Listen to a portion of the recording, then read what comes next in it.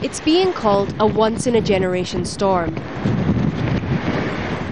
Winds reaching more than 260 kilometres an hour have disrupted transport for a second day in Scotland.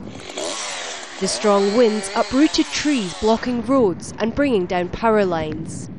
I came outside and I just seen the trees started falling, and then I just seen my dad basically land underneath it. Storms have eased over central Scotland, but up to 60,000 people, mostly in the west of the country, are still without electricity. Engineers are working to restore power, but officials say that may not happen until the weekend. Schools are expected to reopen after being closed by lunchtime on Thursday, as are major bridges, which were forced to close after gusts made it too dangerous to cross.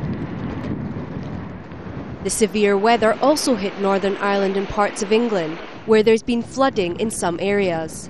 And that's the fear in Scotland too, with many rivers already swollen after days of continuous rain.